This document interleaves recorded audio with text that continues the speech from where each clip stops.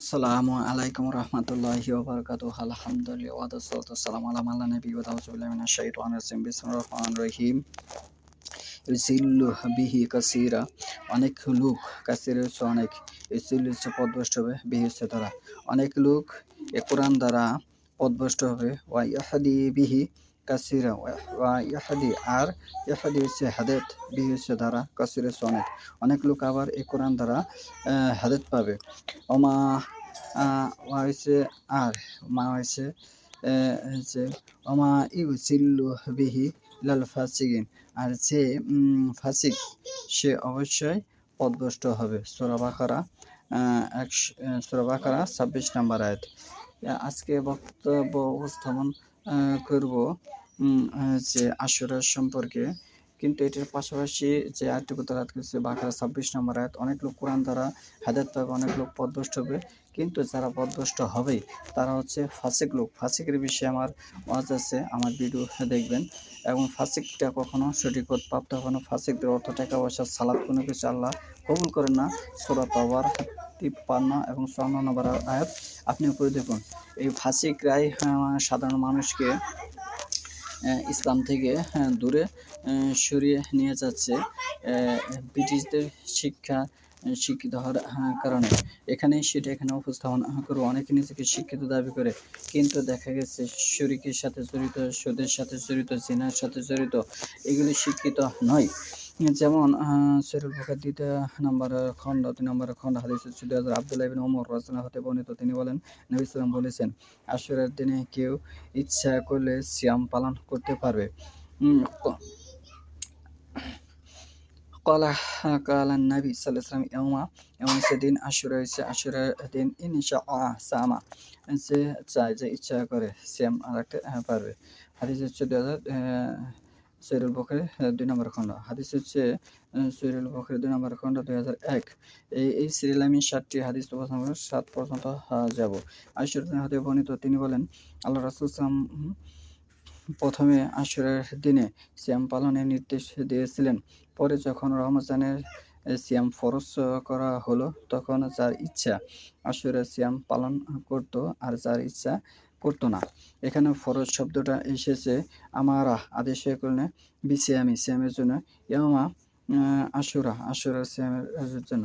ফালাম্মা অতঃপর যখন ফরিজা, এই যে ফরিজা সোয়াদের পরের হরফ, এখানে চোয়াত হবে, তাহলেই তো ফরজ হবে। ফরিজা রমাজানের সিয়াম ফরজ হলো। সারা পৃথিবীর যারা আছে ১৯৯৯ জন কোরআন হাদিস যে পড়তে পারে না, এই কারণেই মানুষকে সঠিক দিনের দিকে আনতে পারে না। বিশেষ করে আব্দুর রহমানের সুদাইস, সে কিন্তু একেবারেই কোরআন পড়তে পারে না, হাদিসও বোঝে না। সে ওয়াও নিচে জের দিলে হবে বি, সে বলে উই। এই উই দ্বারা সূরা তাকবীর হবে না, এই উই দ্বারা সূরা বেতের হবে না। আল্লাহ সাল্লাম বেতের মুক্ত উচ্চারণ করেছে, সে বেতের নামাজ যেহেতু আমরা যেকোনো সালাতের শেষে পড়ে থাকি। তাহলে এখানে ফালাম্মা ফুরিজা রামাজান কানা মান শাআ সামা মান শাআ আফতারা।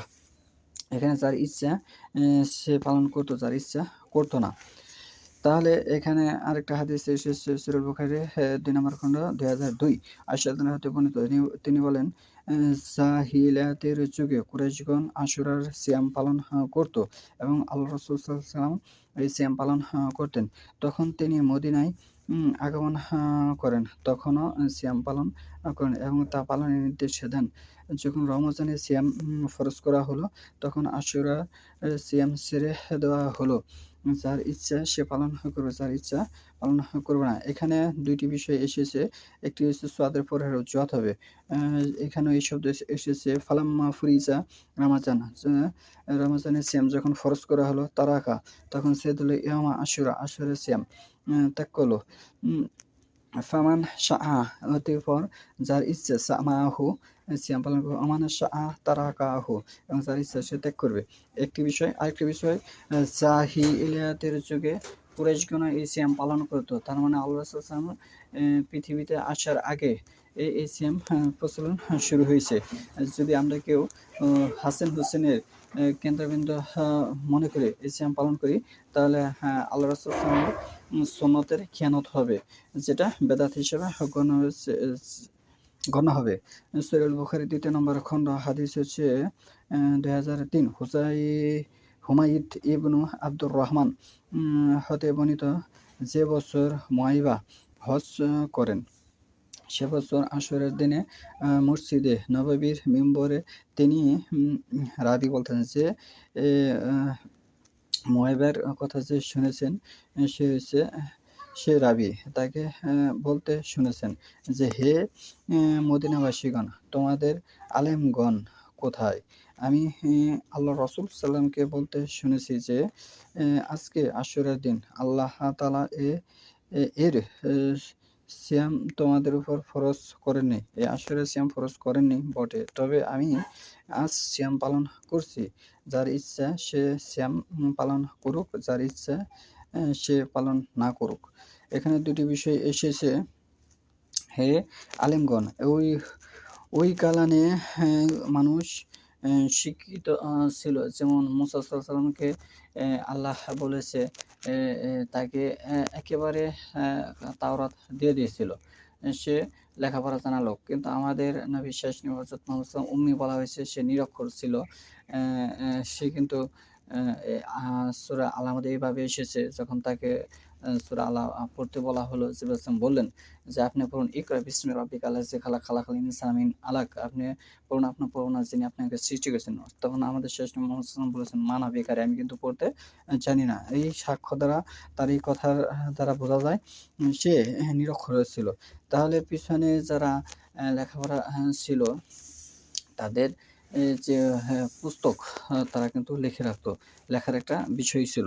এখানে আমাদেরকে কিন্তু বোঝানো হয়েছে যে বিভিন্ন কিছুতে লিখে রাখা হয়েছে, কিন্তু ঈসা নবীর ঘটনা লেখা হয়েছে, মুসা নবীর ঘটনা, ইব্রাহিম নবীর অনেক সহিফা কিন্তু ছিল, এখনো আছে ইহুদি খ্রিস্টানদের কাছে, যারা এই ধর্ম বাতিল হিসাবে আল্লাহর কাছে গণ্য হয়েছে। আল্লাহ বলেছে সূরা আল ইমরানে যে, ইন্না দীনা ইনদাল্লাহিল ইসলাম, আল্লাহর কাছে একমাত্র মনোনীত ধর্ম হচ্ছে ইসলাম, অন্য ধর্ম যা আছে সবকিছু বাতিল। আশুরা সিয়াম সম্পর্কে এখানে যে কথা এসেছে, যার ইচ্ছা, এখানে বাধ্যতামূলক নয়। সহিহুল বুখারী ২য় নম্বর খণ্ড হাদিস ২০০৪ ইবনু আব্বাস রাদিয়াল্লাহু হতে বর্ণিত, তিনি বলেন, আল্লাহ রাসূল সাল্লাল্লাহু আলাইহি ওয়াসাল্লাম মদিনায় আগমন করে দেখতে পেলেন যে ইহুদিগণ আশুরার দিনে সিয়াম পালন করে। তিনি জিজ্ঞাসা করলেন, কি ব্যাপার, তোমরা এ দিনে সিয়াম পালন করো কেন? তারা বলল, এ তো অতি উত্তম দিন।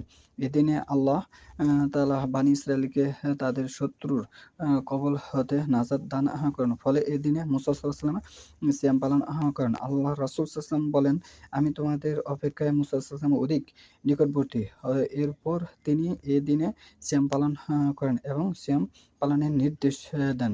এখানে সিয়াম পালনের যে নির্দেশ এসেছে, ওয়া আমারা বিসিয়ামি, বা আমার হচ্ছে আদেশ করা, বিসিয়ামি, সিয়ামের নির্দেশ দেন।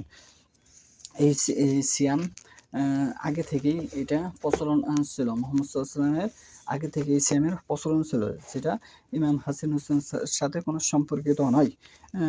সহিহুল বুখারী ২য় নম্বর খণ্ড হাদিস ২০০৫ আবু মুসা রাদিয়াল্লাহু হতে বর্ণিত, তিনি বলেন, আশুরার দিনকে ইহুদিগণ ঈদ উৎসবের দিন মনে করত। নবী সাল্লাল্লাহু আলাইহি ওয়াসাল্লাম সাহাবাগণকে বললেন, তোমরাও এদিনে সিয়াম পালন করো। নবী সাল্লাল্লাহু আলাইহি ওয়াসাল্লাম এদিনে সিয়াম পালন করো। ফাসুমুহু আনতুম হচ্ছে তোমরা, ফাসুমুহু সিয়াম পালন করো।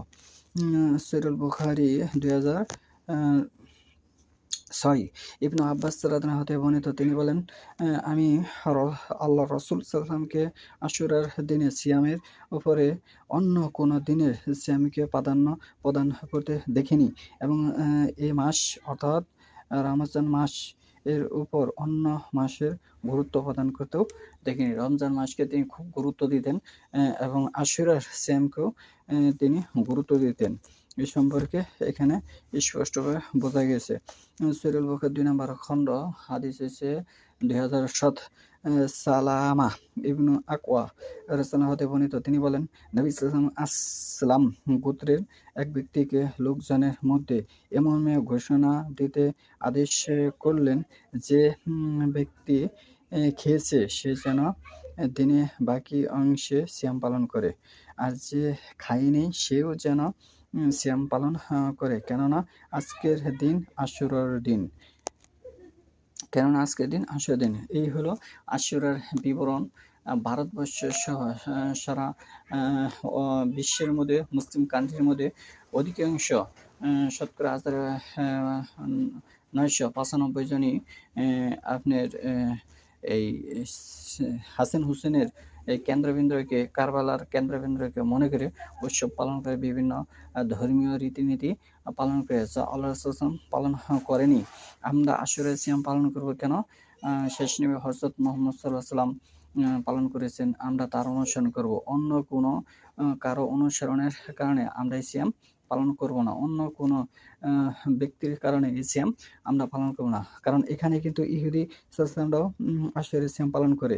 আমরা কি তাহলে ইহুদিদের এখানে যে ইহুদিদের কথা এসেছে, তাদেরকে কেন্দ্রবিন্দু করে কি আমরা আশুরা সিয়াম পালন করব? না, আমরা এই কেন্দ্রবিন্দু করে আশুরা সিয়াম পালন করব না।